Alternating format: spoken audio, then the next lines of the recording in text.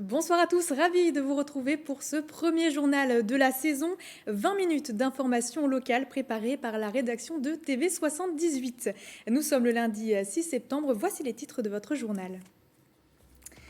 Près d'1 million d'euros, c'est la somme que la région Île-de-France va donner au nouveau quartier de Galie à Versailles, un investissement qui s'inscrit dans le cadre du dispositif Quartier innovant et écologique. Les Jeux paralympiques se sont achevés à Tokyo hier soir. La France arrive à la 14e place du tableau avec 54 médailles. La joueuse de tennis Charlotte Fairbank sera avec nous pour nous parler de son parcours. Retour également sur la compétition avec le bilan yvelinois dans cette édition. Et puis, légende du 7e art, Jean-Paul Belmondo vient de s'éteindre ce lundi 6 septembre. Nous reviendrons sur ses liens avec le département, de son enfance à Clairefontaine, au tournage de quelques-uns de ses films. À l'usine Renault de Flins, la production de véhicules est suspendue depuis le vendredi 3 septembre. Un arrêt de l'activité engendré par la pénurie mondiale de semi-conducteurs en provenance d'Asie, des composants électroniques essentiels pour le secteur automobile. La majorité des employés du site sont concernés avec les productions de la Zoé, le principal véhicule électrique du groupe Nissan Micra. L'activité devrait reprendre ce mercredi 8 septembre. L'interview des représentants du groupe Renault par Nicolas Dandry. Il y a eu un CSE qui a donc annoncé la fermeture 3 jours, vendredi, lundi et mardi, pour les sites de Flins. La difficulté, c'est qu'on n'a aucune perspective concernant les arrivées de pièces, les manques de pièces. Les sites d'ingénierie dans le 78, Villiers-Saint-Frédéric et le Technocentre à Guyancourt, qui, eux, ont repris une activité pleine. Mais en revanche, effectivement, c'est la production qui est lourdement touchée. Pour rappel, l'usine Renault de Flins va connaître une réorientation stratégique. Les dirigeants du groupe ont décidé de transformer le site en stoppant la production de véhicules. Consacré à l'économie circulaire, il accueillera plusieurs activités, notamment le reconditionnement de véhicules et le recyclage des batteries. À Versailles, à présent, 540 logements, une école ou encore une ferme verront bientôt le jour dans un nouvel écoquartier. Près d'1 million d'euros vont être donnés par la région Île-de-France pour soutenir ce projet. Reportage de Célia Gatsongo et Céline Charles. Près d'1 million d'euros, c'est le montant de la subvention versée par la région Île-de-France pour la création d'un nouvel écoquartier à Versailles, appelé Quartier de Galie.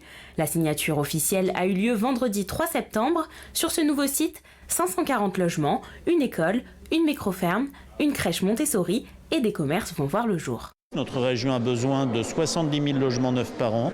Nous connaissons une croissance démographique de 50 000 franciliens chaque année.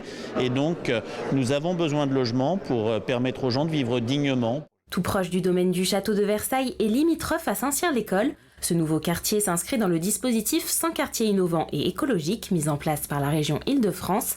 Celle-ci a déjà labellisé 57 quartiers. Pour l'obtenir, plusieurs critères, dont l'importance des espaces de nature avec la création à Versailles d'une cité fertile, puisque le nouveau quartier ne doit pas être visible depuis le château de Versailles. Donc toute une logique avec des masques végétaux qui vont être placés entre le parc du château et les futurs bâtiments. Et on va être vraiment dans un espace de nature très bien pensé, avec une grande exigence architecturale. Ce terrain de 20 hectares est construit sur l'ancienne caserne militaire de Pion. Les travaux devraient débuter dans les mois à venir puisque le quartier de Galie devra en partie être prêt pour les Jeux Olympiques de 2024. Les épreuves d'équitation se dérouleront à quelques centaines de mètres de là. Le projet global devra être terminé, lui, en 2027. Un point sur la situation sanitaire à présent, à savoir que l'épidémie recule. Le pic de la 4e vague est passé. Dans les Yvelines, jeudi, le taux d'incidence était de 147 contre un peu plus de 170 la semaine précédente, soit une baisse de 17%. Hier, le nombre d'hospitalisations dans le département s'élevait à 156, dont 30 en réanimation. En moyenne, chaque jour, une personne décède de la Covid à l'hôpital, 8 retournent à domicile. Ça y est, le compte à rebours pour Paris 2024 est officiellement lancé. Les Jeux paralympiques de Tokyo se sont refermés ce dimanche avec la cérémonie de clôture au stade olympique de la ville. La maire de Paris, Anne Hidalgo, a reçu le drapeau paralympique à désormais 3 ans des Jeux dans la capitale et la région Île-de-France. Grégory Canalé, journaliste pour TV78, bonsoir, vous êtes avec nous. Bonsoir Justine. Et justement, c'est l'occasion de dresser le bilan de cet événement. Avec tout d'abord ce chiffre, 54 médailles ont été glanées par la délégation française durant les 13 jours de compétition. Dans le détail, 11 en or, 14 en argent et 28 en bronze.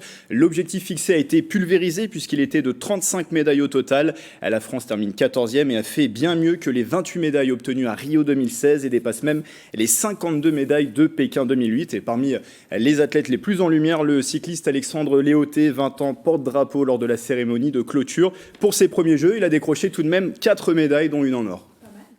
C'est vrai. Qu'en est-il de nos Yvelinois engagés, Grégory ? Ils ont brillé, Justine, et justement dans les épreuves de cyclisme, à elles seules, qui ont drainé 28% des médailles tricolores. Un nom à retenir, celui de Marie Patouillet, 33 ans, native de Versailles, et qui a exercé comme médecin généraliste dans les Yvelines. C'est elle qui a obtenu la première médaille française à Tokyo, avec d'abord le bronze en poursuite individuelle. Et puis la cycliste a récidivé une semaine plus tard avec un nouveau bronze sur route pour la course en ligne C4, C5, et puis enfin 2 quatrièmes places en contre-la-montre et en 500 mètres contre-la-montre également. Et en natation aussi, le département a brillé, il a été au premier plan. Oui, avec le club saint-germanois du Cercle des nageurs de l'Ouest qui avait sa figure de proue pour ces Jeux de Tokyo. C'est Alex Portal, 19 ans, en lice dans 5 épreuves. Rien que ça, sa jeunesse et le fait que ce soit, comme Marie Patouillet, une première dans ces JO ne lui ont pas fait peur. Médaille d'argent sur le 200 mètres 4 nages, bronze au 400 mètres nage libre S13, 4e place au 100 mètres papillon. Il paraissait tout de même déçu au sortir de ces épreuves et ne cache pas ses ambitions pour Paris 2024. 2 médailles donc, tout comme Hugo Didier, 19 ans, aussi originaire des Yvelines. Il est natif du Chesnay, licencié désormais dans un club de Haute-Garonne. L'argent aux 400 mètres nage libre S9 et le bronze en 200 mètres 4 nages SM9. Un mot d'athlétisme à présent ? Avec 2 sportifs qui ont été sociétaires de clubs yvelinois par le passé. Timothée Adolphe, 31 ans, né à Versailles, qui a habité à Guyancourt, où il a débuté l'athlétisme. 5e à Rio, disqualifié pour ces Jeux de Tokyo en série du 400 mètres. Il a pris sa revanche sur le 100 mètres T11, une première médaille en argent, glanée aux côtés de son guide Bruno Naprix. Et peut-être c'est l'une des grandes déceptions de ces Jeux paralympiques. Nantenin Keita, 36 ans, ex-licencié de l'EASCAI, c'est l'entente athlétique de Saint-Quentin en Yvelines. Elle a signé son meilleur temps de la saison sur le 400 mètres T13, mais ce n'a pas été suffisant pour obtenir une médaille. La tenante du titre en or à Rio 2016 termine au pied du podium à la 4e place. Et on termine ce tour d'horizon par les sports de raquettes. 2 premières également, décidément. C'était une grande première pour de nombreux Yvelinois sur ces Jeux de Tokyo. Déjà en para-badminton. Alors, ce qu'il faut noter, Justine, c'est que c'était une première pour le para-badminton. Elle entrait cette discipline comme sport paralympique cette année.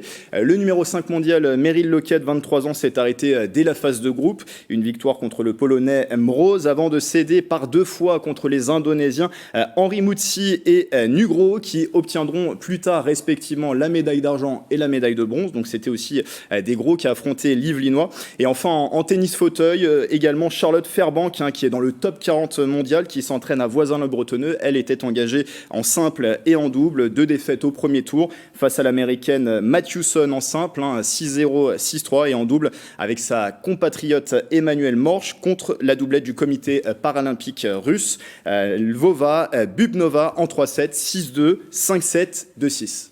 Merci Grégory Canalé d'avoir été avec nous ce soir, journaliste pour TV78. Et pour poursuivre sur les Jeux paralympiques, Charlotte Fairbank, vous êtes avec nous. Bonsoir. Bonsoir. Alors vous êtes en visio puisque vous êtes à peine en train de rentrer finalement. Vous êtes arrivé sur Paris en fin d'après-midi. Merci d'être avec nous. Vous vous entraînez à Voisins-le-Bretonneux. Quel bilan faites-vous de votre parcours à Tokyo ? On me dit que vous êtes sous le tunnel, Charlotte. Je suis arrivée j'ai atterri il y a 3-4 heures. Ouais. Qu'est-ce que vous faites quel bilan vous faites de votre parcours à Tokyo ? Écoutez, on reviendra vers vous tout à l'heure, puisqu'apparemment vous êtes sous le tunnel. Merci, on vous reprend tout à l'heure. Côté sport, les rendez-vous amateurs reprennent petit à petit dans les Yvelines. Ce week-end, place à la Coupe de France. Le deuxième tour de la compétition se jouait sous une condition. Les joueurs devaient présenter leur passe sanitaire pour être inscrits sur leur feuille de match. Patrick Jacques de Dixmude et Bichente Mérien Santisteban sont allés voir le protocole du côté de Guyancourt. Regardez. Bonjour et merci, bon match. C'est un protocole obligatoire pour lancer le coup d'envoi de toute rencontre de football, professionnelle comme amateur. Le pass sanitaire des joueurs est exigé avant d'entrer sur la pelouse. C'est nécessaire pour la protection de tout le monde, donc quoi qu'il arrive, il fallait le faire. Et c'est bien pour nous parce qu'on peut rejouer au foot. Malgré le bonheur de pouvoir enfin participer aux compétitions et la tant attendue Coupe de France, certains restent mitigés quant à l'impact de cette décision. Sortir son téléphone, se faire contrôler et tout, ça gâche la beauté du sport. Je suis pas trop pour ce dispositif, mais bon, faut faire avec. C'est des restrictions qu'on a, on doit les accepter. C'est une perte de joueurs aussi, parce qu'il y a des joueurs qui sont contre tout ce qui est vaccin, test, donc on perd des joueurs aussi. Que ce soit chez les adultes ou chez les jeunes, donc encore beaucoup plus chez les jeunes, parce qu'ils sont dépendants de leurs parents. Cette perte de joueurs pourrait devenir encore plus préoccupante dans les semaines à venir. Très prochainement, les tests vont devenir payants, donc ça va être une autre problématique. Forcément, lorsqu'il y a des licenciés, ça ramène bien évidemment à l'aspect financier. Donc il y a beaucoup de clubs qui risquent malheureusement de mourir. Une fois les dépistages Covid devenus payants en octobre, les joueurs non vaccinés devront payer entre 90 et 150 € par semaine pour pouvoir participer à tous les entraînements et matchs de leur club de football. Une rencontre qui a vu l'ES Guyancourt s'incliner sur le score 3-0. Une fin de parcours dès le deuxième tour pour le club de Saint-Quentinois dans cette Coupe de France. Côté résultat, le week-end a souri à d'autres clubs de l'agglomération. Un exploit d'abord pour le Voisin Football Club, venu à bout de Grigny 1-0, alors que le club de l'Essonne évoluait 2 divisions plus haut. Ça passe également pour Plaisir, Morpas, Trappes et Montigny. Et quant à la démonstration du week-end, elle est signée Saint-Germain-en-Laye, vainqueur sur un score sans appel de 10-0 face au Mimosa Madasport, club du Val-de-Marne. Les équipes qualifiées se donnent rendez-vous pour le 3e tour dès le 19 septembre. Charlotte Ferban, qu'est-ce qu'on vous a récupéré? Bonsoir. Bonsoir, excusez-moi pour tout à l'heure. Du coup, oui, je le disais, vous veniez tout juste de rentrer en fait de Paris, d'où le fait que vous êtes dans la voiture. C'est ça, je suis vraiment de retour. On a atterri il y a 3-4 heures à Roissy avec la moitié de la délégation française. Et là, donc, je rentre à la maison. Merci beaucoup d'avoir accepté l'invitation. J'imagine que vous êtes un peu fatiguée. Quel bilan faites-vous de votre parcours à Tokyo? Je reste vraiment super positive. C'était vraiment une expérience incroyable. Oui, j'ai eu une défaite en simple et en double au premier tour, mais en fait, j'avais pas d'objectif en arrivant au JO. C'était pas pour moi un objectif d'aller chercher une médaille, pas du tout, parce que je sais que c'est mes premiers jeux et j'ai encore beaucoup à apprendre. Donc franchement, une expérience incroyable vécue avec toute l'équipe de France et c'est que de l'expérience acquise pour 2024. Alors je le rappelle pour ceux qui viennent de nous rejoindre, vous êtes championne de paratennis et c'était vos premiers Jeux paralympiques. Les résultats de vos matchs, vous venez d'en parler. Face à cette première expérience, donc, dans quel état d'esprit vous êtes? Vous disiez vous n'êtes pas finalement déçu puisque vous n'attendiez pas forcément la médaille, c'était plus une expérience. Voilà, c'était vraiment. L'objectif pour moi, c'était vraiment de prendre du plaisir, un maximum de plaisir sur le terrain, en simple et en double, avec Emmanuel Marche, et voilà, surtout de profiter et de m'enrichir en expérience pour être prête pour les Jeux dans 3 ans. Cette année, face aux conditions sanitaires que l'on connaît, la compétition s'est déroulée à huis clos. Selon vous, est-ce que ça a pu avoir un impact sur votre jeu? Alors, disons qu'en tennis fauteuil, on n'a pas énormément de public en général qui regarde nos matchs. Donc ça, c'était l'aspect sans public, ça nous a pas tellement gênés.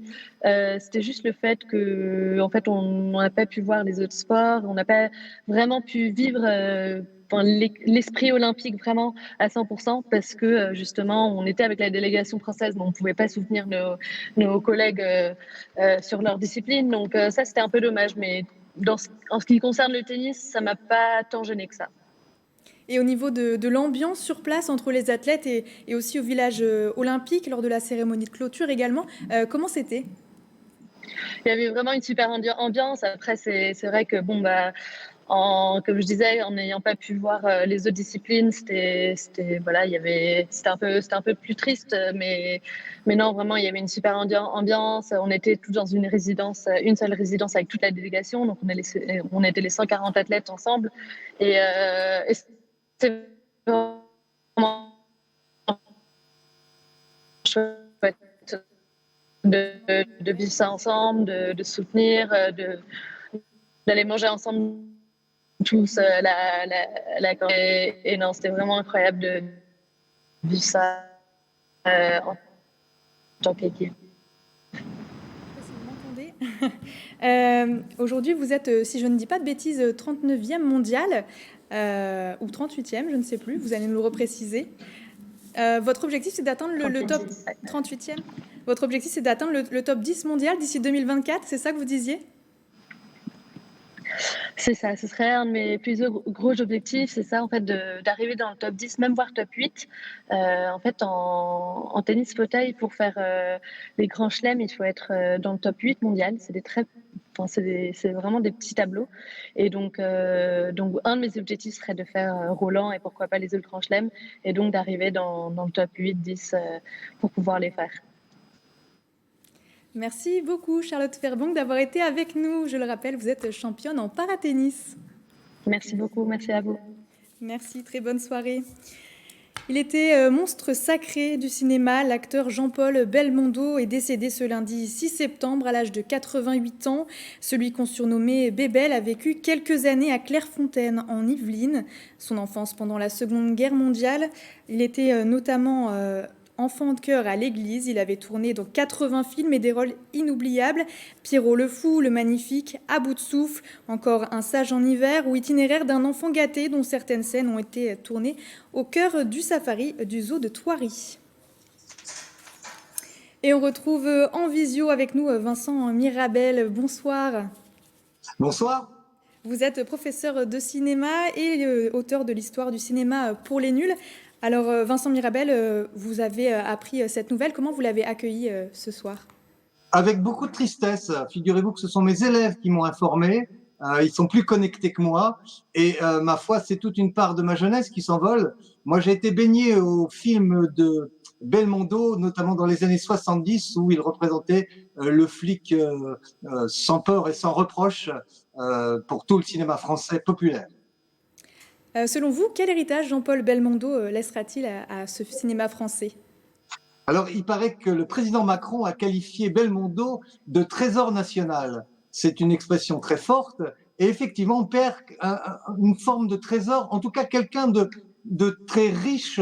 Sa filmographie est exemplaire. C'est quand même près de 90 films qui s'étalent sur 50 ans, donc un demi-siècle de cinéma. Et il a travaillé avec les plus grands. Donc, de ce point de vue-là, Belmondo, c'est une énorme figure du cinéma français qui s'en va et il mérite un très grand hommage. Par ailleurs, c'était un homme extrêmement aimé. Il était sympathique et pourtant, il avait initialement une gueule particulière qui fait qu'on lui prédisait un avenir assez limité. Et à cause de sa gueule et surtout de sa faconde et de sa sympathie, il a réussi à s'imposer. Donc, Belmondo, c'est à la fois de talent et du panache et de la sympathie. Et si vous deviez nous parler d'un film donc tourné avec Jean-Paul Belmondo dans les Yvelines, ce serait lequel? Alors, il faut passer en revue la grande liste des 90 films. J'ai le souvenir du film L'Alpagueur, qui n'est pas le meilleur cru, mais qui se passe à Carrières-sur-Seine, donc dans les Yvelines. C'est un film de Philippe Labro. Je crois que l'année, j'avais noté 1976, et il y joue le rôle d'un certain Roger Pilard, qui en fait a un surnom beaucoup plus vendeur, qui est l'alpagueur, et qui va alpaguer un baron de la drogue après moult aventures. Voilà, Carrières-sur-Seine, une tournée par Philippe Labro. Belmondo a tourné de toute façon dans toute la France et même à l'international, donc on trouve des traces de lui partout. Merci beaucoup Vincent Mirabel d'avoir été avec nous ce soir, je le rappelle, professeur de cinéma. Merci à vous. Et c'est la fin de cette édition. Merci à tous de nous avoir suivis. Demain, vous retrouverez Grégory Canalé à la présentation de votre journal local. Très bonne soirée à tous sur TV78.